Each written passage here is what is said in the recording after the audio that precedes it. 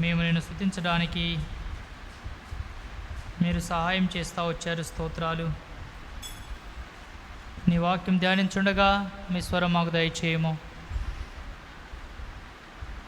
యెహోవా మాట్లాడుచున్నాడు. ఆకాశమా ఆలకించుము, భూమి చెవియొగ్గుము. నీ స్వరాన్ని విన్నవారమై ప్రార్థనాపూర్వకముగా మా జీవితాలు సరి చేసుకుంటూ ప్రార్థించడానికి కొరకై మమ్మల్ని అందరినీ మీరు యోగ్యంగా సంసిద్ధపరచండి. నీ వాక్యం ద్వారా మాతో మాట్లాడండి. ఆన్లైన్లో ఆఫ్లైన్లో చేసే ప్రార్థనలు నీ స్వరం వింటున్న బిడ్డల హృదయమును ఇటు అటు కొట్టుకొని పోకుండా, సైతాను చేతిలో చిక్కిపోకుండా మీకు సంపూర్ణంగా సమర్పించుకున్న వారై జీవించడానికి జీవితం దయచేయమని, మా గడిపే సమయంతో దీనకరంగా చేయమని యేసుక్రీస్తు శ్రేష్టమైన నామంలో ప్రార్థించుకుంటున్నాము తండ్రి. ఆమేన్. ఆమేన్.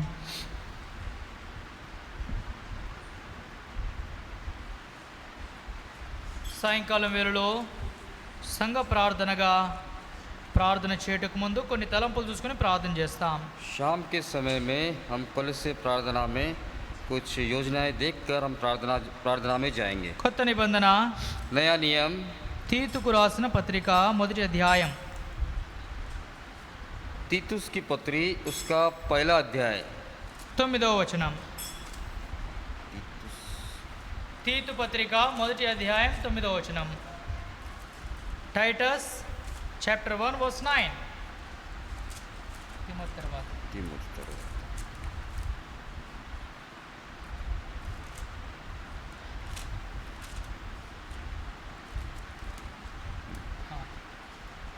తొమ్మిదవ వచనాన్ని కలిసి చదువుకుంటా. उसका पहला अध्याय उसका 9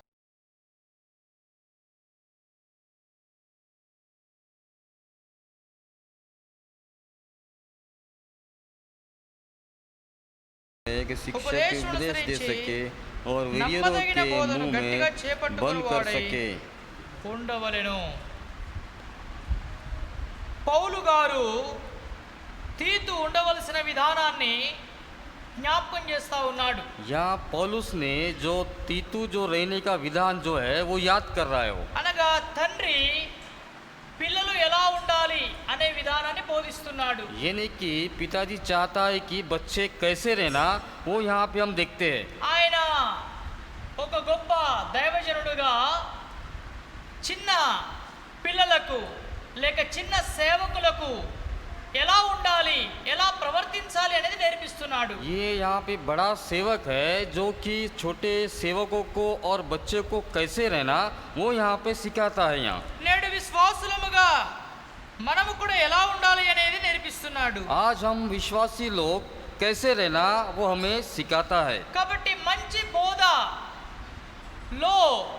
బోధ వినువారమై ఉండాలి. अच्छा उपदेश सुनने वाले रहना है। జనులను హెచ్చరించే వారిగా ఉండాలి. ये लोगों को चेतावनी देने के मुताबिक रहना चाहिए। ఎదురాడే వారిపై విజయం పొందడానికి, వారిని ఖండించడానికి శక్తి గల వారిగా ఉండాలి. हमारे विरोधियों को मुंह बंद करने के लिए और उन पे जय पाने के लिए हम तैयार रहना चाहिए। ఉపదేశమును, దేవుని యొక్క వాక్యమును అనుసరించే వారమై ఉండాలి. उपदेश और परमेश्वर के वचन के अनुसार चलने के लिए हम तैयार रहना चाहिए। ఆ తర్వాత చెప్తున్నాడు, फिर वो और एक कहता है నమ్మదగిన బోధను గట్టిగా చేపట్టే వారమై ఉండాలి. और वहाँ विश्वास योग्य वचन पर जो परमेश्वर के अनुसार है स्थिर है कि खरे शिक्षा से उपदेश दे सके। దేవుని యొక్క నమ్మదగిన బోధను గట్టిగా చేపట్టాలి. परमेश्वर का वचन जो है विश्वास योग्य रीति से हमको उपदेश करना चाहिए। ఏం గట్టిగా పట్టాలి? उसे कैसे पकड़ना चाहिए? వీడియోలో చూస్తే आज हम देखते हैं ముక్కు నోరు గట్టి కట్టుకుంటారు, अपना मुंह आंखें सब बांध लेते हैं। గట్టి కట్టుకుంటున్నారు. मतलब दबा के बांध लेते हैं। ఎందుకు? क्यों? ఏది ఆ వైరస్ అనేది దూరకూడదు. हमारे अंदर में वायरस नहीं जाना चाहिए। గవర్నమెంట్ కూడా చెప్తుంది ముక్కు మూతి మంచిగా టైట్ కట్టుకోండి, सरकार भी कहती है कि अपना मास्क लगाओ, భద్రంగా ఉండండి. सुरक्षित में रहो। ఇప్పుడు శరీరము కొరకు ఎంతగా పాటుపడుతున్నామో शरीर के लिए हम जितना कर रहे हैं అదే విధంగా పౌలు గారు यहाँ पे पौलुस आत्मा के बारे में क्या कहता है? నమ్మదగిన బోధను గట్టిగా చేపట్టండి. विश्वास योग्य वचन को हम उसके अनुसार चलना है।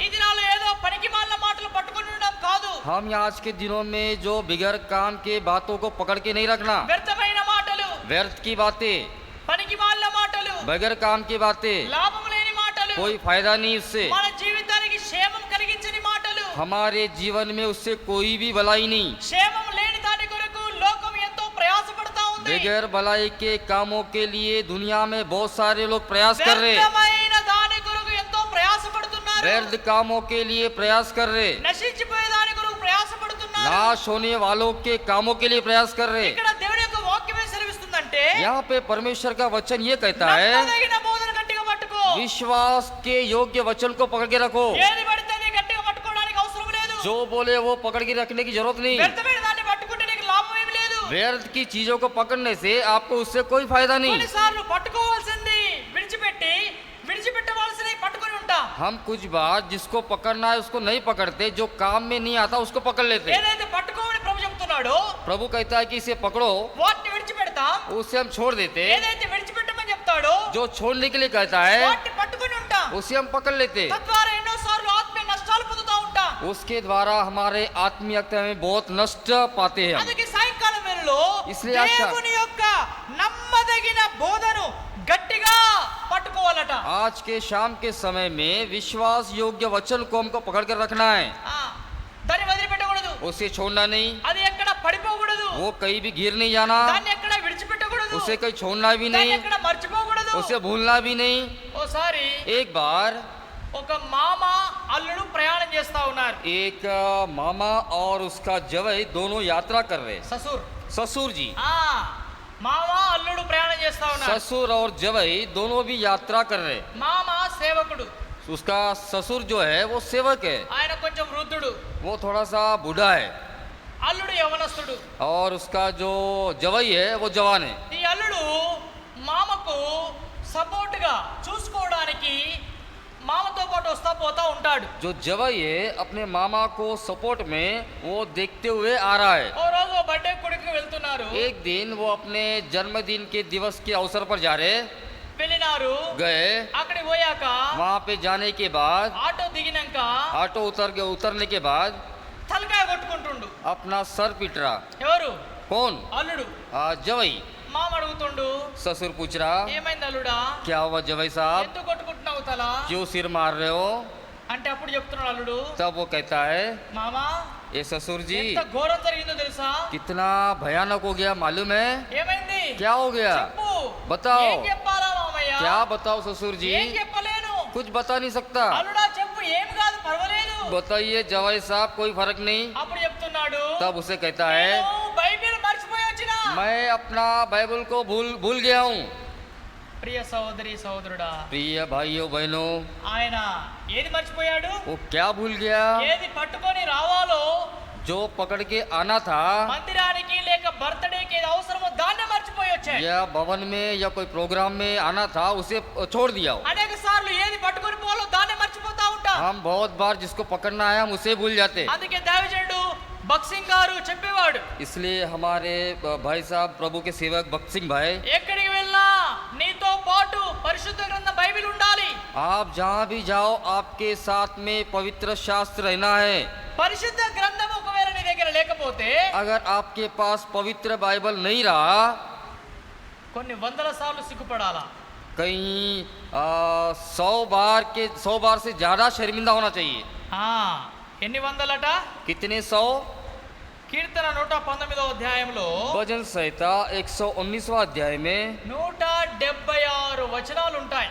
176 पद रहते इसमें। అందుకు భక్సింగ్ గారు చెప్పేవాడు, इसलिए भाई भक्त सिंह कहते थे, బైబిల్ నీ దగ్గర లేకపోతే अगर पवित्र शास्त्र आपके पास नहीं रहा तो 176 సార్లు సిగ్గుపడాలా. 176 बार आपको शर्मिंदा होना ఎందుకు चाहिए। 176 సార్లు సిగ్గుపడాలా? क्यों 176 बार शर्मिंदा ఆ होना? 176 వచనాల్లో కూడా वो 176 पदों में भी ప్రతి వచనములో हर एक पद में నీ వాక్యము నీ వాక్యము నీ వాక్యం అని చూస్తాం. आपका वचन करके हम देखते हैं। దేవుని వాక్యం. परमेश्वर का वचन। కాబట్టి దేవుని యొక్క వాక్యం మనకు మాకు ఆధారం. परमेश्वर का वचन ही हमारा आधार ఏ है। వాక్యాన్ని అయితే గట్టిగా పట్టుకోవాలో ఆ వాక్యాన్ని విడిచిపెడుతుంది లోకం. जिस वचन को हमें पकड़ना है वही वचन को दुनिया छोड़ रहा है। కాబట్టి ఈ కష్టకరమైన దినాల్లో, इस कष्ट काल के दिनों ఈ में, గొప్ప రోగం వ్యాపిస్తున్న ఈ దినాల్లో, ये बहुत बड़ा महामारी के दिनों में, లేక యేసు ప్రభు రాకడ సమీపైతున్న దినాల్లో ये प्रभु यीशु मसीह के आगमन के दिनों में నమ్మదగిన బోధను, నమ్మదగిన వాక్యాన్ని పట్టుకొని ఉండాలి. विश्वास योग्य का वचन को पकड़ कर रहना है। దాన్ని విడిచిపెట్టకుండా జాగ్రత్త పడాలి. उसे हमें छोड़ना नहीं और जागरूक भी रहना है। జాగ్రత్తగా ఎక్కడైనా విడిచిపోతానా మర్చిపోతానా దాని మీదనే శ్రద్ధ కలిగి ఉండాలి. कहीं हम ना भूलेंगे या छोड़ेंगे उसके बारे में हमें होशियार रहना है। అదే పౌలు గారు తీతుకు చెప్తున్నారు, वही यहाँ पे पौलुस तीतुस को कहता है, నమ్మదగిన బోధను గట్టిగా పట్టుకో. विश्वास योग्य वचन को पकड़ के रखो। నమ్మదగిన బోధ, विश्वास योग्य, ఆ మాటలు విడిచిపెట్టకూడదు. उस बातें को छोड़ना ఆ नहीं। మాటలు, ఆ వాక్యము ఇంకెక్కడ దొరకవు. वो वचन वो बातें कहीं नहीं मिलेगा। ఈ దినం బోధించిన మాటలు రేపు దొరకవు. आज आज का जो उपदेश है कल नहीं मिलेगा। రేపటి ఉపదేశం ఎల్లుండి దొరకదు. कल का उपदेश परसों नहीं मिलेगा। ఏనాటి భోజనం ఆనాడికే. जिस दिन का खाना उसी दिन, ఏ దినము లేఖనాలు ఆ దినమే. जिस दिन के वचन उसी दिन। కాబట్టి నమ్మదగిన బోధ జాగ్రత్తగా కాపాడుకో, పట్టుకో. इसीलिए विश्वास योग्य का उपदेश को आप पकड़ो। ఏంటి నమ్మదగిన బోధ? ये क्या है विश्वास ఈ योग्य నమ్మదగిన वचन? బోధలో ये ఒక 5 విషయాలు క్లుప్తంగా చేయబడి ఉన్నాయి. यहाँ पे विश्वास योग्य वचन में हम 5 संक्षिप्त में देखते हैं। ఈ 5 విషయాలు ధ్యానిస్తే ये 5 विषय చూడండి, देखकर మొట్టమొదటిగా पहला కొలస్సీ పత్రిక कोलोसियों 2వ అధ్యాయం, उसका दूसरा अध्याय, కొలస్సీల రాసిన పత్రిక कलसी 2వ అధ్యాయం उसका दूसरा अध्याय, 19వ వచనం. उसका 19वां पद।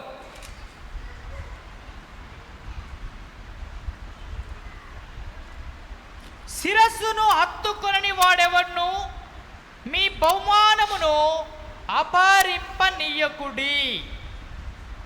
और उस शिरोमणि को पकड़े नहीं रहता जिससे सारी देह जोड़े और पट्टों के द्वारा पालन पोषण पाकर और एक साथ घटकर परमेश्वर की ओर से बढ़ती जाती है। ఆ శిరస్సు మూలముగా సర్వ శరీరం కీళ్ళ చేత నరముల చేత పోషింపబడి అత్కబడినదై దేవుని వలన కలుగు వృద్ధితో అభివృద్ధి పొందుచున్నది.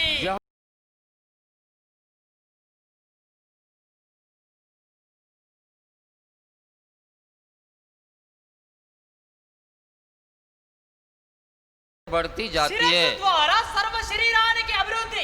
ये शिरोमणि के द्वारा अपने शरीर में अभिवृद्धि है। శిరస్సు ద్వారానే శరీరానికి యోచనలు, ఆలోచనలు వస్తూ ఉన్నాయి. अपने शरीर शिरोमणि के द्वारा ही अपने को सोच विचार आते हैं। అందుకు ఈ శరీరం అనేది శిరస్సుతో అతుకబడినదే ఉండాలి. इसीलिए यहाँ जो शरीर है अपने शिरोमणि से चिपक कर रहना चाहिए। బహుశా ఒక 3-4 వారాల క్రితం మనం చూస్తా వచ్చాం, हम देखे हैं पिछले 3-4 सप्ताह से సంఘ ప్రార్థనలోనే अपने कलस्य के प्रार्थना శిరస్సు అంటే में ఎవరండి? शिरोमणि बोल तो कौन है? యేసు ప్రభువే సంఘమునకు శిరస్సై ఉన్నాడు. परमेश्वरी हमारे कलस्य का शिरोमणि है। సంఘం అంటే ఎవరు? कलसिया ने कौन है? ఆయన శరీరం. और उनका देह। సంఘమే శరీరం, శరీరమే సంఘం. कलसिया ही देह है, देह ही कलसिया है। ఇప్పుడు ఈ దేహం, ఈ శరీరం శిరస్సుతో అతుకబడినదే ఉండాలి. ये जो शरीर है अपने शिरोमणि से चिपक कर रहना। అంటే ఓ మాట చెప్పాలంటే ఈ శిరస్సును పట్టుకొని ఉండాలా. यहाँ पे एक बात कहने से कि शिरोमणि को पकड़ कर रहना। అంటే శిరస్సు అయిన యేసుక్రీస్తును పట్టుకొని ఉండాలా. शिरोमणि परमेश्वर को हमें पकड़ कर रहना चाहिए। యేసు ప్రభువును మనం విడిచిపెట్టే వారుగా ఉండకూడదు. परमेश्वर को हम नहीं छोड़ना चाहिए। ఓసారి एक बार एक व्यक्తి ఒక పెద్ద మహాసభకు వెళ్ళాడట. एक महासभा में गया है, పెద్ద కూడిక. बहुत बड़ा सभा। ఆ కూడికి వెళ్ళాక वो सभा में जाने के ఆ बाद కూడికలో वो सभा में నూనె సీసాలు అమ్ముతున్నారట. वहाँ पे तेल के बॉटल बेच रहे। ఎవరైనా రోగం వస్తే अगर किसी को बीमारी ఈ है, నూనె రాసుకోవచ్చు, ये तेल आप लगा सकते ఈ हैं, నూనె తాగొచ్చు, ये तेल पी सकते, ఆ ఈ నూనె కొనుక్కోండి ये तेल खरीद लो, అని అనౌన్స్మెంట్ చేసిండ్రట. ऐसा उनने अनाउंसमेंट किया है। తర్వాత फिर बाद కొన్ని में ఖర్చీపులు అమ్ముతున్నారట. और कुछ रुमाल भी बेच रहे। ఆ ఈ రుమాలు కూడా ये रुमाल भी, మీకు ఏదైనా బాధ వస్తే, आपको कोई कष्ट ఏదైనా है, కష్టం వస్తే, కష్టం వస్తే, कोई तकलीफ है, ఏడైనా నొప్పి ఉంటే जहाँ भी दर्द ఆ है, దస్తి కట్టుకోరి, वो रुमाल को बांध ఈ दो, బట్ట కట్టుకోరి, ये रुमाल को बांध दो, స్వస్థత దొరుకుద్ది. आपको चंगाई मिलेगा। సరే అని ఓ ठीक రెండు है। రుమాలు కొనుక్కున్నాడట. ठीक है करके वो रुमाल खरीद लिया, రెండు दो తర్వాత ఓ రెండు నూనె సీసాలు కొనుక్కుండట. दो तेल की बोतल खरीद लिया, ఎందుకైనా మంచిది ठीक है, అని తెచ్చి ఇంట్లో పెట్టాడు. लाकर घर पे लाया। ఇంట్లో పెట్టాక घर पे रखने के बाद ఆ ఓ ఖర్చీఫ్ ఓ బండి డిక్కీలో పెట్టుకుండట. उसका जो रुमाल है अपने गाड़ी के डिक्की के अंदर रखा, ఒకటి एक ఇంట్లో పెట్టాడు. एक घर में रखा, నూనె సీసాలు రెండు కూడా ఇంట్లో పెట్టాడు. वो तेल की बोतल दोनों भी घर पे रखा। సరే ఓ రోజు ప్రయాణం చేస్తుండట. एक दिन वो यात्रा कर रहा था, భయంకరమైన యాక్సిడెంట్. बहुत भयंकर एक्सीडेंट हो गया उसको। యాక్సిడెంట్ అయింది కానీ एक्सीडेंट हो गया బండికి ఏం కాలేదు, मगर गाड़ी को कुछ नहीं हुआ, ఆయనకేం కాలేదు. उसे भी कुछ नहीं ఓ हुआ, పక్కన పడిపోయాడు. एक बाजू में गिर गया। లారీ భయంకరంగా వచ్చి वो आगे से ट्रक बहुत स्पीड में గుద్దింది. उसे मार दिया, అయినా కూడా ఆయనకు ఏం కాకుండా సైడ్ కు పడిపోయాడు. फिर भी उसे कुछ भी नहीं हुआ, वो बगल में गिर गया। సరే ठीक है, కాసేపు అయినాక ఆలోచించాడు. थोड़ी देर के बाद सोचा हो, చూడు ఈ ఖర్చీఫ్ ఉండబట్టి బండ్లా, देखिए ये कर्चे रुमाल है गाड़ी में, इसलिए అందుకే నేను చచ్చిపోలేదు, इसलिए मैं मरा नहीं, లేకపోతే చనిపోయేవాడిని नहीं तो मैं मर जाता था। అనుకొని పోయిండట. ఆఫీస్ డ్యూటీ చేసుకొని ఇంటికి వచ్చాడట. ऐसा सोचकर अपने ऑफिस में जाके अपना ड्यूटी करके आया। ఇంటికి వచ్చాడు. घर पे आया, ఇంటికి రాగానే భార్య లేదు ఇంట్లో. घर पे आने के बाद उसकी पत्नी नहीं है घर में। ఆ కాసేపటికి వచ్చింది. थोड़ी देर के बाद आई, వచ్చినాక ఎటు పోయినవమ్మా అని అడిగాడు. वो आने के बाद पति ने पूछा कहाँ गई तू? ఆమె చెప్పింది, "గో కుమార్తెకు చాలా జ్వరం వచ్చింది, उसने कही कि अपने लड़की को बहुत बुखार आया, హాస్పిటల్ తీసుకెళ్ళి मैं వచ్చాను." दवाखाना लेकर आई। అప్పుడు ఆయన చెప్పాడు, तब उसने कहा హాస్పిటల్ ఎందుకమ్మా, दवाखाना क्यों माँ? ఆ రోజు ప్రార్థన కుడికకు పోయినా కదా, उस दिन हम सभा में गए थे, నూనె సీస తెచ్చిన, उस वो तेल की बोतल ఆ आए, రెండు చుక్కలు నూనె వేస్తే ఆమెకు జ్వరం పోద్ది. वो 2 बूंद तेल डालने से वो बुखार निकल जाता था। అవునా అన్నాడట. ऐसा है क्या? అని తర్వాత बाद ఆ में రెండు చుక్కలు నూనె వేశారు. वो दो बूंद तेल डाल दिया, జ్వరం పోయింది. बुखार चला गया, ఈయన యాక్సిడెంట్ నుండి మరణం తప్పించబడ్డాడు. ये एक्सीडेंट से बच गया, ఈమె జ్వరం కూడా పోయింది. इसका बुखार भी निकल गया। ఇప్పుడు ఈయన నమ్మకం దేని మీద ఉంది? इसका जो विश्वास है किसके ऊपर है? దేని మీద ఉంది? किसके ऊपर है? ఖర్చీఫ్ మీద ఉంది, ये रुमाल के ऊपर है, నూనె సీస మీద ఉంది. तेल के बोतल पे है। తర్వాత ఓ రోజు మార్కెట్ పోయిండట. और एक दिन वो मार्केट गया, అక్కడ కూడా భయంకర ఆపద वहाँ भी बहुत ही भयंकर आपदा, తప్పింది. वो भी वहाँ भी बच गया। ఇక ఓ రోజు ఆదివారం రోజు एक दिन रविवार के दिन సిద్ధపడి तैयार होकर ఆరాధన చేద్దాం ఇయాల. आराधना करना है आज, ఏమని? क्या करके? దేవా, ये ఈ परमेश्वर, రుమాల్ ద్వారా నన్ను తప్పించినావు, ये कर्चिफ के द्वारा मुझे बचाया, ఈ నూనె ద్వారా నన్ను కాపాడినావు, ये तेल के द्वारा बचाया, మంచిగా స్నానం చేసి अच्छा नहा के తెల్ల బట్టలు వేసుకొని सफेद वाला कपड़े पहन ఆరాధన के చేద్దాం మందిరానికి పోదామని आराधना जाएंगे करके సిద్ధపడ్డాడట. तैयार हो गया। సిద్ధపడి ఆయన బయటికి పోయేటప్పుడు तैयार होकर बाहर निकला, యేసు ప్రభు వచ్చి దర్వాజా దగ్గర నిలబడ్డాడట. प्रभु यीशु मसीह आकर वो दरवाजा के सामने में खड़ा हो गया। యేసు ప్రభు వచ్చి దర్వాజా దగ్గర నిలబడగానే वो प्रभु यीशु मसीह दरवाजे के पास आते ही, ఏమైంది? ఎలియా, क्या हो गया एलिया जी? ఎక్కడికి పోతున్నావు? कहाँ जा रहे हो? ప్రభా నీ దగ్గరికి వస్తున్నా. हे प्रभु मैं तो आपके पास आ रहा हूँ। అప్పుడు ప్రభు అన్నాడట, तब प्रभु ने నా कहा దగ్గరికి ఎందుకు వస్తున్నావు? मेरे पास क्यों आ रहे? నేను వెళ్ళిపోతున్నా నీ ఇంటిలో నుండి. मैं तो आपके घर से जा रहा हूँ, నిన్ను చూడబుద్ధి అయితే లేదు నాకు. आपको देखने का इच्छा भी नहीं है मुझे। ఎందుకు ప్రభు అంటే, क्यों प्रभु जी? చూడు देखो ఈ ఖర్చీఫ్ లేనప్పుడు ये रुमाल नहीं था నా దగ్గరికి तब, వచ్చి ప్రార్థన చేసేటోనివి. मेरे पास आकर आप प्रार्थना करते थे। ये तेल नहीं था నా దగ్గరికి जब, వచ్చి ప్రార్థన చేసేటోనివి. मेरे पास आकर प्रार्थना करता ఇప్పుడు था। నా మీద ఉన్న నమ్మకము, मेरे पे जो भरोसा, నా మీద ఉన్న విశ్వాసము मेरे पे जो विश्वास నీకు ఎవరి మీద వచ్చింది? आपको किस पे आ गया? ఖర్చీఫ్ మీదకి వచ్చింది, रुमाल पे आ गया, లేకపోతే నూనె సీస మీద వచ్చింది, तेल के बोतल पे आ లేకపోతే गया, పలాని సేవకుని మీద వచ్చింది, हो सकता फलाना లేకపోతే सेवक के పలాని ऊपर, సంఘం మీద వచ్చింది. फलाने कलश के ऊपर। నీ విశ్వాసం నా మీద నుండి మనుషుల మీద తొలగిపోయింది. आपका विश्वास मेरे और से मनुष्य के और फिर गया। నా అవసరత నీకు లేదు. मेरी जरूरत आपको नहीं। నీకు ఒకవేళ స్వస్థ కావాలంటే రుమాలు ఉంది కదా, आपको चंगाई चाहिए तो रुमाल है ना, నీకు ఒకవేళ స్వస్థ కావాలంటే నూనె సీస ఉంది కదా. आपको चंगाई चाहिए तो तेल है ना। టాటా బాయ్ అని చెప్పిండట. मैं जा रहा हूँ, बाय बाय। అయ్యో ప్రభా, हे प्रभु, మరి ఎవలుగా పాడిన నూనె సీస ఇది నీది కాదా? अरे ये कौन बच्चा आया? ये तेल की बोतल आपका नहीं है क्या? ఇప్పటిదాకా ఈ నూనె సూస యేసు ప్రభుదే అనుకున్నా కదా. अभी तक तो ये तेल का बोतल मैं आपका ही समझाऊं, ఈ ఖర్చీపు నీదే అనుకున్నా కదా. ये रुमाल भी आपका ही समझा। అప్పుడు యేసు ప్రభు చెప్పాడట, तब प्रभु ने कहा, నా పేరిట అబద్ధ ప్రవక్తలు వస్తారు, मेरे नाम से झूठे प्रवक्ता आएंगे। ఇగో ఇదిగో ప్రవక్త అదిగో ప్రవక్త అంటారు. ये देखो प्रवक्ता, वो देखो प्रवक्ता कहेंगे। సత్యమైన బోధ నుండి కల్పనా కథలు చెప్పి దుర్దర్శకులు గల వారిని మోసపరుస్తారు. सत्य उपदेश से भटक कर धोखे में डाल देंगे। నీవు వారి మోసంలో పడిపోయి నా మీద ఉన్న విశ్వాసం తొలగిపోయావు. उनके धोखे में गिर कर मेरे भरोसे से निकल गए। అప్పుడు అన్నాడట, तब उसने कहा, అయ్యో ప్రభా, हे प्रभु, నన్ను క్షమించు, मुझे क्षमा నా कर, విశ్వాసం కోల్పోయాను, मैं विश्वास से भटक ఇప్పుడు गया। మరలా నీ వైపు వస్తున్నాను, फिर मैं वापस आपकी నీ ओर యొద్దకు आता हूँ, వస్తున్నాను. आपके पास आ रहा हूँ। ఇప్పుడు మరలా నీ శిరస్సును నేను పట్టుకొని ఉంటాను, मैं फिर से आपके शिरोमणि को पकड़ कर అనగా रहूंगा, నిన్ను పట్టుకొని ఉంటాను. आपको పकड़ कर रहूंगा। నా విశ్వాసాన్ని కర్చీఫ్ మీద నూనె మీద ఓడియను.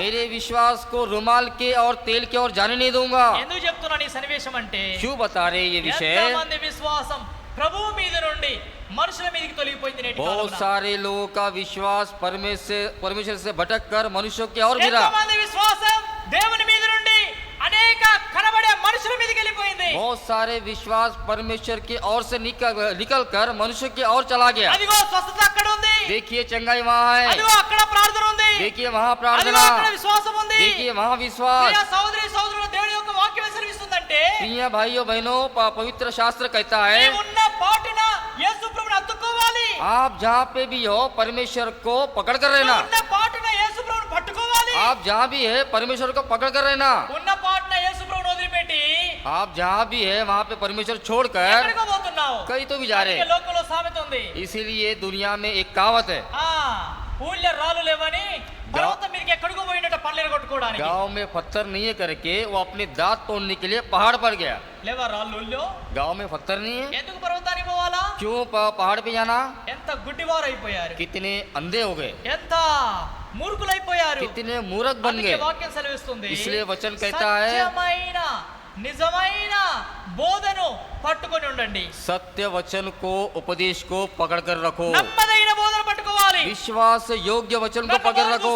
पहला देखते हैं, యేసుక్రీస్తు అనే శిరస్సును మనం పట్టుకొని ఉంటేనే మన శరీరం అభివృద్ధి పొందుతుంది. प्रभु यीशु मसीह को शिरोमणि को पकड़ कर रहने से हम फलवंत होंगे। యేసు ప్రభువును వదిలిపెడితే మనము అభివృద్ధి పొందలేం. हम प्रभु यीशु मसीह को छोड़ने से फलवंत नहीं होंगे। యేసు ప్రభువును వదిలిపెట్టి మనము సంపూర్ణంగా విజయవంతమైన జీవితం జీవించలేం. हम परमेश्वर को छोड़ने से हम जय नहीं पा सकते। ప్రతి శరీరానికి శిరస్సు ఒక అధికారం కింద ఉండడం అవసరం. हर एक शरीर के लिए शिरोमणि के नीचे रहना बहुत जरूरी है। శరీరానికి శిరస్సు అనేది ఎంతో అవసరం. देह को और शिरोमणि को बहुत ఆ जरूरी है। శిరస్సు యేసు ప్రభు అయినప్పుడు वही ఆ शिरोमणि యేసు प्रभु यीशु मसीह ప్రభువును है। వెంబడించడం లేక యేసు ప్రభువును హత్తుకొని ఉండడం, పట్టుకొని ఉండడం మనకెంతైనా అవసరమైన విషయం. परमेश्वर को हो लेना और पकड़ कर रहना हमारे लिए बहुत जरूरी है। ఎక్కడైనా कहीं भी ఎప్పుడైనా कभी भी ప్రభువుని ఇప్పటివరకు వదిలిపెట్టినట్లయితే, परमेश्वर को अभी तक छोड़ दिया हो तो శిరస్సును వదిలిపెట్టి शिरोमणि को నీ छोड़कर కళ్ళు, నీ మనోనేత్రాలు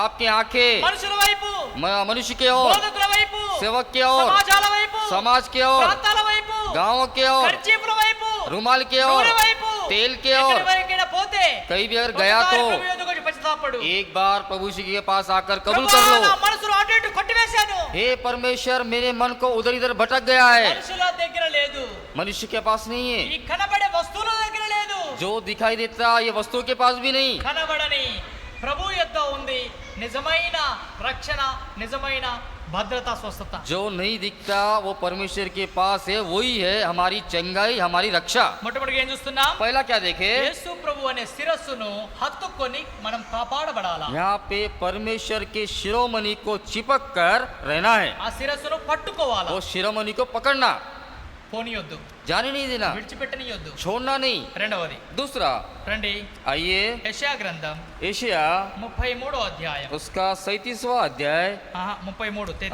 33वां अध्याय, బుక్ ఆఫ్ ఐజయా 33 एशिया 33वां अध्याय వర్స్ 15, उसका 15वां पद। 33:15 ఇక్కడ చూడండి, నీతిని అనుసరించి నడుచు, యథార్థముగా మాట్లాడుచు, నిర్బంధన వలన వచ్చు లాభమును ఉపేక్షించు లంచము పుచ్చుకొనకుండా తన చేతులను మలుపుకొని హత్య అను మాట వినకుండా చెవులు మోసుకొని చెడుతనము చూడకుండా కనులు మూసుకుని వాడు ఉన్నత స్థలమున నివసించును. जो धर्म से चलता और सीधे बातें बोलता, जो अंधेरे के लाभ से गुनाह करता, जो घूस नहीं लेता, जो खून की बात सुनने से कान बंद करता और बुराई देखने से आँख मुंह मूंद लेता, वही ऊंचे स्थानों में निवास करेगा. మధ్య భాగంలో ఒక మాట ఉంది, और उसके मध्य भाग में एक बात है, లంచము పుచ్చుకొనకుండా తన చేతులను మలుపుకొని ఉండడము. घूस ना लेते हुए जो खून की बातें सुनने के कान बंद करता और बुराई देखने से आँख और मूंद लेता. ఆ, లంచం పుచ్చుకొనకుండా చేతులు మలుపుకోవడం, वो घूस नहीं लेते हुए अपने हाथ बांधना, ఆ చేతులు కట్టుకోవడం, हाथ बांधना, లేక చేతులు పట్టుకోవడం కూడా అనొచ్చు. हो सकता है हम हाथ पकड़ना भी बोलते हैं. ఆ. పిల్లలు అటు ఇటు పరుగెత్తుతూ ఉన్నప్పుడు ఎక్కడ పడతారో అని తల్లిదండ్రులు వారి చేతులు పట్టుకుంటారు. बच्चे उधर इधर भागते करके अपने माँ पिता उसके हाथ पकड़ते हैं. లేక ఏదైనా తప్పు చేసినప్పుడు हो सकता है अगर कुछ गलती किया, చేతులు ఇట్లా పట్టుకొని జోడించి తప్పైంది క్షమించండి అంటారు. अपने हाथ जोड़कर गलती हो गई क्षमा कर, ऐसे कहते हैं. లేక దొంగలను చేతులు పట్టుకొని పోలీసు వాళ్ళు తీసుకొని పోతారు. चोर लोगों को पुलिस लोग हाथ पकड़कर ले जाते हैं. ఇక్కడ ఏం చెప్తున్నారంటే यहाँ क्या कहता है, లంచం పుచ్చుకోనకుండా చేతులు పట్టుకోవాలా లేక చేతులు కట్టుకోవాలా. घूस नहीं लेते हुए अपने हाथों को पकड़कर रखना या बांध कर रखना. మనం స్థలానికి పోతే हम एक गांव में गए थे. ఓ తల్లి एक माँ బిడ్డను अपनी लड़की को కాళ్ళు చేతులు కట్టేసి పడుకోబెట్టింది. अपने हाथ और पैर बांधकर उसको सुला दी. ఆ బిడ్డ నిద్రపోయింది. वो सो गई. అనుకోకుండా మేము పోయాం. हम अचानक हम चला गया. మేము కూడా అది చూడలేదు వాస్తవానికి. हम वो देखे नहीं वास्तविक में. ఆమె ఆ కాళ్ళు చేతులకు కట్టబడిన తాడును ఇప్పేటప్పుడు చూసినాం. उसके हाथ पैर के जो रस्सी है उसे खोलते समय हम देखा. ఏందమ్మా గట్ల కట్టినావు బిడ్డకు అంటే, अरे क्या माँ अपने लड़की को ऐसा क्यों बांधी? అన్న కట్టకపోతే వండుకుంటుందా? अगर नहीं बांधेंगे तो सोएंगी क्या भाई साहब? తాను వండుకోదు మమ్మల్ని వండుకోనియదు. वो सोती नहीं, आना हमें सोने देंगी.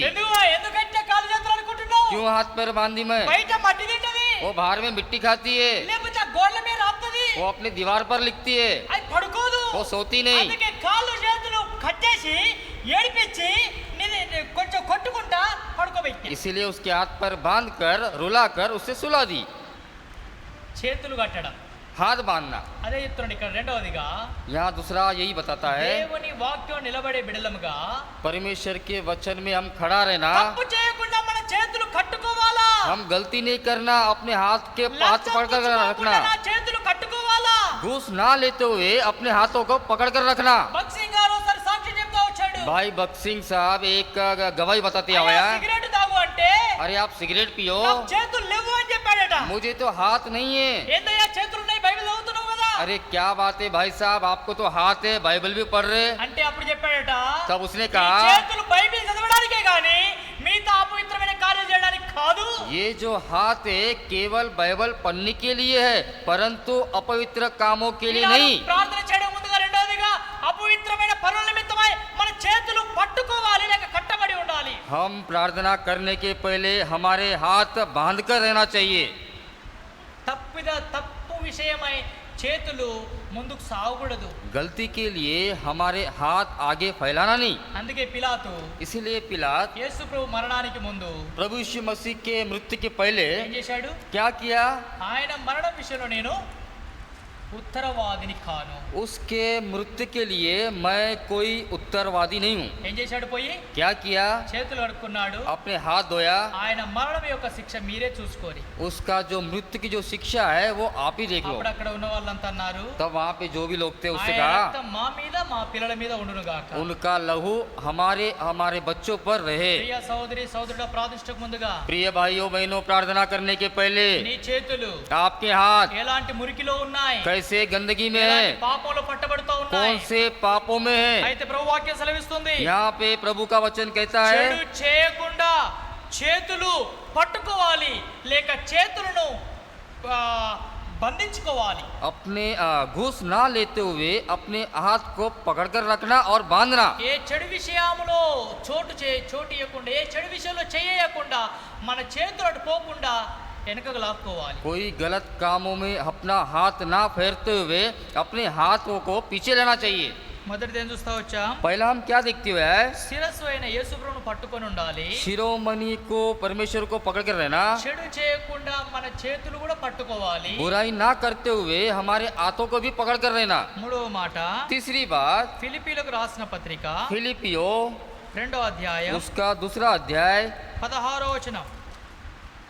Philippians chapter 2 verse 16. फिलिपियो दूसरा अध्याय उसका 16वां पद, అట్టి జనము మధ్యను మీరు జీవవాక్యమును చేత పట్టుకొని లోకమందు జ్యోతుల వలె కనబడుచున్నారు. कि मसीह के दिन मुझे घमंड करने का कारण हो कि ना मेरा दौड़ना और ना मेरा परिश्रम करना व्यर्थ हुआ। జీవవాక్యం చేత పట్టుకొని, जीवन की वचन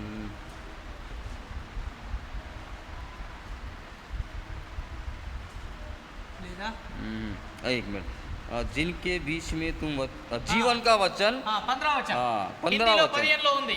ताकि तुम्हें निर्दोष और भोले होकर टेढ़े और हौले लोगों के बीच परमेश्वर के निष्कलंक संतान बने रहो, जिनके बीच में तुम जीवन का वचन लिए हुए जगत में जलते दीपकों के समान दिखाई देते हो। కాబట్టి ఈ మురికి లోకములో జీవవాక్యం చేత పట్టుకొని ఉండాలి. ये गंदगी के दुनिया में हम जीवन का वचन को पकड़ कर रहना। ఏ పట్టుకోవాలి మన చేతులా? क्या पकड़ना? సిగరెట్ కాదు, सिगरेट नहीं, పాన్ కాదు, पान नहीं, కర్ర కాదు, खर्रा नहीं, తంబాకు కాదు, तंबाकू नहीं, లేక సారా సీస కాదు, या कोई दारू की बोतल नहीं, లేక ఏదైనా అపవిత్రమైన విషయాలు కాదు, चाहे कोई भी अपवित्र चीजें भी नहीं, పాప సంబంధమైన అపవిత్రమైన చెడు విషయాలు కాదు. पाप की संबंधी और अपवित्रता के संबंधी के कोई बुरे विषय भी नहीं। నీ చేయి ద్వారా ఏం పట్టుకోవాలి? आपके हाथों के द्वारा क्या पकड़ना? వాక్యాన్ని పట్టుకోవాలి. जीवन के वचन को पकड़ना।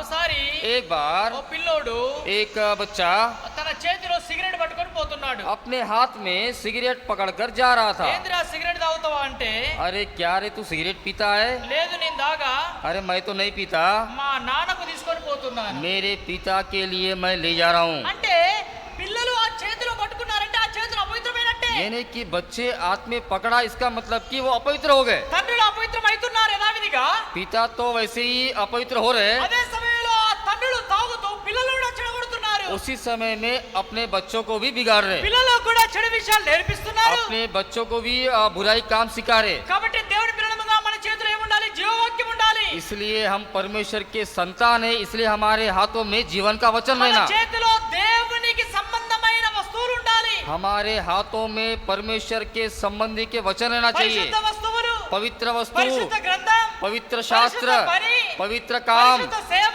पवित्र सेवा, పరిశుద్ధ పరిచర్య पवित्र सेवा మన చేతుల ద్వారా ఇవి చేయాలి. हमारे हाथों के द्वारा ये करना है। అపవిత్రమైన విషయాలు మన చేతుల ద్వారా చేయకూడదు. अपवित्र के विषय हमारे हाथों के द्वारा नहीं करना।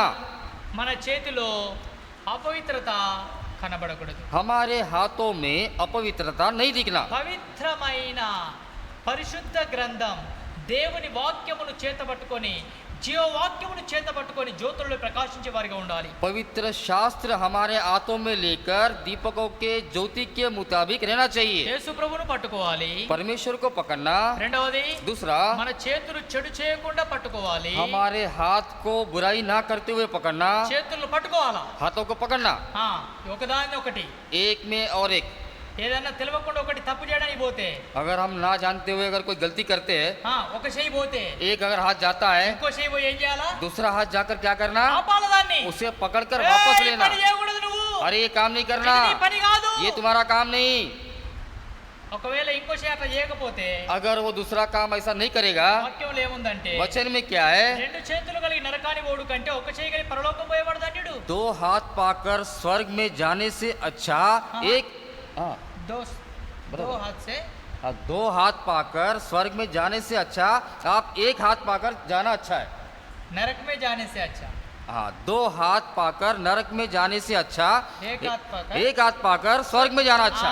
రెండు చేతులు నరకం పోడు కంటే दो हाथ नरक में जाने से ఒక్క చేతితో పరలోకం పోవాడు వాసి एक हाथ पाकर स्वर्ग में जाना ठीक है। ఆ, అందుకు చెడు చేయకూడదు इसीलिए हम गलत नहीं करना।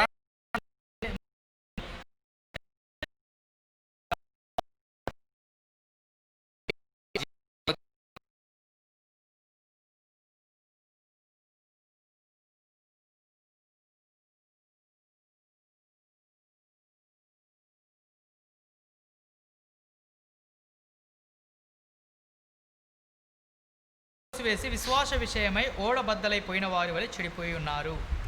और विश्वास और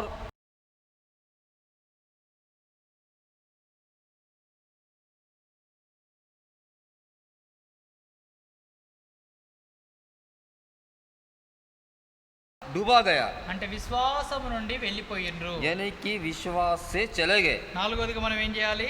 चौथा हम क्या करना? విశ్వాసమును పట్టుకోవాలి। विश्वास को पकड़ना। అనేకులు ఏం చేశారట? बहुत सारे लोग क्या किए? విశ్వాసాన్ని వదిలిపెట్టినారు, विश्वास को ही छोड़ दिए, నమ్మకాన్నే వదిలిపెట్టినారు, अपने भरोसा को छोड़ दिए, నమ్మకమైన బోధనే మర్చిపోయారు। विश्वास से योग्य उपदेश को छोड़ दिए। కాబట్టి నాలుగోదిగా चौथा, యేసుక్రీస్తును పట్టుకున్న మనము परमेश्वर को जो हम पकड़े हुए हम लोग, చెడు చేయకుండా మన చేతుల్ని పట్టుకున్న మనము गलत ना करते हुए अपने हाथों के पकड़े हुए हम लोग, జీవవాక్యాన్ని భద్రంగా పట్టుకున్న మనము जो जीवन के वचन को जो पकड़े हुए हम लोग, ఏం చేయాలి? क्या करना? విశ్వాసాన్ని కూడా పట్టుకోవాలి। विश्वास को भी पकड़ना। అందుకే పౌలు అంటాడు, इसलिए पौलुस कहता है, విశ్వాసమును కాపాడుకొంటిని। अपने विश्वास को बचा कर चलो, అంటే यानी పట్టుకొంటిని, पकड़ लिया। పట్టుకున్న దాన్ని విడిచిపెట్టొద్దు। जिसे हम पकड़ते हैं उसे छोड़ना नहीं। అందుకే ప్రభు అన్నాడు, इसलिए परमेश्वर ने कहा, నాగటి మీద చేయి పెట్టి हल के ऊपर हाथ लगाने से వెనుక తట్టు చూచిన వాడు నాకు పాత్రుడు కాడు। पीछे जो देखता है वो मेरा पात्र नहीं होगा। ఒకసారి విశ్వాసమునకు వచ్చి విశ్వాసమును బయటికి పోయేవాడు నాకు పాత్రుడు కాడు। एक बार विश्वास पर आकर फिर बाद में बाहर जाएगा, वो मेरा पात्र नहीं रहेगा। అందుకు నాలుగోదిగా విశ్వాసాన్ని పట్టుకోవాలి। चौथा, विश्वास को पकड़ना। విశ్వాసకర్త అయిన యేసు వైపు చూస్తూ ముందు కొనసాగాలి। विश्वास की ओर देखते हुए हमको आगे बढ़ना। ఆ, ఆయన ఉన్నాడు, वो है, ఆయన ఫలమిస్తాడు అనే విశ్వాసం ఉంచాలి। वो हमें एक दिन फलवंत देगा, या ऐसा विश्वास रहना। చివరిగా ఐదవదిగా अंत में पांचवा देखते, మొదటి తిమోతి पहला तीमुथियुस 3వ అధ్యాయం 3 अध्याय 9వ వచనం, उसका 9वां पद, విశ్వాస మర్మమును పవిత్రమైన మనసాక్షితో గైకొనువారై ఉండవలెను। पर विश्वास के वेद को शुद्ध विवेक से सुरक्षित रखे। ఏం చేయాలి? ఐదవదిగా क्या करना है? पांचवा विषय, విశ్వాస మర్మమును పట్టుకోవాలి। विश्वास के वेद को पकड़ना। ఆ, ఇది మర్మమట। ये वेद है। విశ్వాసం అనేది ఏంటిది? विश्वास यानी क्या है? ఒక మర్మం। एक वेद है। ఈ మర్మం ఒక దినం అర్థం చేసుకునేది కాదు। ये जो वेद है एक ही दिन में समझ में नहीं आएगा, ఒక దినం అర్థం కాదు ఇది। एक दिन समझ में नहीं आएगा, ఎన్నో కాలాలు సంవత్సరాలు పడుతుంది। बहुत सारे दिन, बहुत सारे सालों भी लग सकते हैं। దేవజనుడు బక్సింగ్ గారు అనేవాడట, हमारे भाई बक्सिंग साहब कहते थे, నన్ను మందిరములో అటు చివరిలో కూర్చోబెట్టండి అని చెప్పేవాడట। मुझे भवन में आखिरी में अपना चेयर डाल के मुझे बिठाओ। ఎందుకయ్యా क्यों? అంటే అప్పుడు ఆయన చెప్పేవాడట, तब वो कहता था, నేను నేర్చుకునేది ఇంకెంతో ఉంది। मैं बहुत सारा सीखने का हूँ। బోధకుడు, वो उपदेश देने वाला, సువార్థికుడు, वो सुसमाचार का प्रकट करने वाला, प्रार्थना, అపోస్తలుడు, वो अपोस्त, ఒక పరిచర్య మాదిరి చూపించిన వాడు, एक परिचर्या के मुताबिक चलने वाला, మార్గదర్శి అని वो చెప్పొచ్చు। मार्गदर्शन है। वो అంత గొప్ప దైవజనుడు उतना बड़ा सेवक ఏం చెప్పేవాడు? क्या कहता था? నేను నేర్చుకునేది బాగుంది। मैं तो सीखने का बहुत कुछ हूँ। मैं, కాబట్టి ఈ విశ్వాస మర్మం ये जो विश्वास का वेद, మనం ఒక దినములోనో, हम एक दिन में ही नहीं, ఒక రోజు, एक ही दिन, ఒక నెల, एक महीना, ఒక సంవత్సరం, एक साल, ఇది ఏనాడు కూడా సంపూర్ణంగా ముగించలేదు। ये कभी भी पूर्ण नहीं होता। ఇది గొప్ప మర్మం। ये बहुत बड़ा वेद है। ఈ మర్మమును సంపూర్ణంగా అర్థం చేసుకోలేం। ये वेद को हम पूरा समझ नहीं सकते। దినదినాలు గడుస్తూ ఉంటే दिन बीतते गए तो పరిశుద్ధాత్మ దేవుడు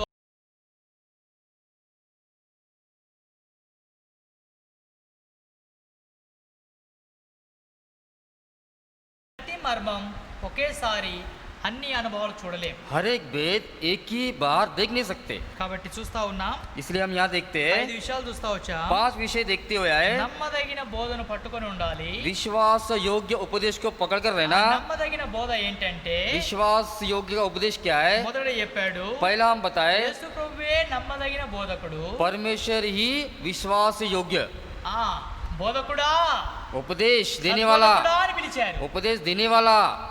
అవును, నువ్వు అన్నట్టు నేను బోధకుణ్ణి. हाँ, आप कहा कि मैं सही में सेवक हूँ, उपदेश देने वाला हूँ, ఉపదేశక్, उपदेशक हूँ, ఆయన బోధకుడు. वो उपदेशक है। కాబట్టి ఆ బోధకుణ్ణి, ఆ శిరస్సును, ఆ ప్రభువును మనం పట్టుకొని ఉండాలి. वो उपदेश को, उसके शिरोमणि को पकड़ कर रहना। రెండవది, दूसरा, చెడు చేయకుండా మన చేతులను జాగ్రత్తగా పట్టుకోవాలి. बुराई ना करते हुए हमारे हाथों को पकड़ कर रखना। మూడవది, तीसरा,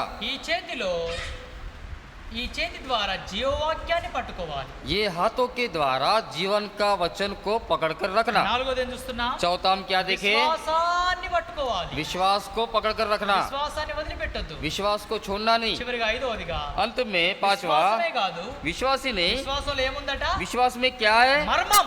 भेद, ఆ మర్మాన్ని కూడా పట్టుకోవాలి. वो भेद को भी पकड़ना। ఆ విశ్వాస సత్యాన్ని దినదినం ప్రభువా నాకు బోధించు. हाँ बे प्रभु, हर दिन मुझे उपदेश कर, ఆ మర్మాన్ని నాకు నేర్పించు. वो भेद को मुझे सिखा। ఆ గ్రహింపలేని గూఢమైన గొప్ప సంగతులు గ్రహించడానికి నా మనోనేత్రాలు తెరువు. जो भेद की बातें जो मैं ग्रहण नहीं करता, वो बातें मुझे सिखा। దేవుడు మన మనోనేత్రాలు తెరవకపోతే पर- ఆ గొప్ప సంగతులు మనం గ్రహించలేము. परमेश्वर जब तक हमारे आंखें नहीं खोलेगा, उस भेद को हम समझ नहीं सकते। ఈ లోక బుద్ధి జ్ఞానాలతో ఆ మర్మాన్ని గ్రహించలేము. इस दुनिया के बुद्धि से हम वो भेद को समझ नहीं ఆ सकते। మర్మను గ్రహించడానికి ఆత్మీయ నేత్రాలు కావాలి. वो भेद को ग्रहण करने के लिए हमारे आत्मिक आंखें चाहिए।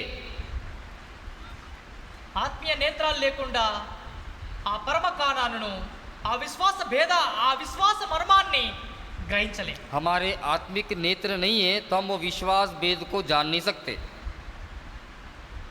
ఎంతో సుందరమో అద్భుత నగరం, ఆత్మీయ నేత్రాలతో చూచెదాము, ఆత్మీయ నేత్రాలతో చూచెదాము, విడచి వెళ్ళవలెనుగా, లోకమును విడచి వెళ్ళవలెనుగా, సర్వమిచటనే విడువావలే, లోకమును విడచి వెళ్ళవలెనుగా, లోకమును విడచి వెళ్ళవలెనుగా। కాబట్టి ఆ నగరాన్ని చూడడానికి ఎట్లా చూడాలన్నట? उस ఆత్మీయ నేత్రాలతో చూడాలి. उस नगर को देखने के लिए हमारे पवित्र आंखों से देखना ఈ है। లోక నేత్రాలతో మనం చూడలేం, గ్రహించలేం. इस दुनिया के नेत्र से हम देख भी नहीं सकते और उसे ग्रहण भी नहीं कर सकते। విశ్వాస భేదాన్ని, విశ్వాస మర్మాన్ని విశ్వాసముతోనే గ్రహించగలం. विश्वास के भेद को हम विश्वास से ही ग्रहण कर सकते। కాబట్టి इसलिए ఈ 5 విషయాలలో ये 5 विषय में నమ్మదగిన బోధను विश्वास योग्य उपदेश को మనం పట్టుకొని हमें पकड़कर విశ్వాసముతో विश्वास से, ఆ విశ్వాసకర్త అయిన యేసు వైపు చూస్తూ वो विश्वास की ओर देखते हुए పందెపు రంగంలో ఓపికతో కొనసాగడానికి, हम उसके దౌడ్ दौड़ में चलते हुए, ఓపికతో నడవడానికి, हम मतलब धीरज से चलते हुए, ఆ విధంగా నడవడానికి ప్రభు మనకు సహాయపడును. उस रीति से चलने के लिए प्रभु हमारी सहायता करे। ప్రార్థన చేసుకుంటాం. प्रार्थना करेंगे। ప్రార్థనలో జ్ఞాపకం ఉంచుకోండి,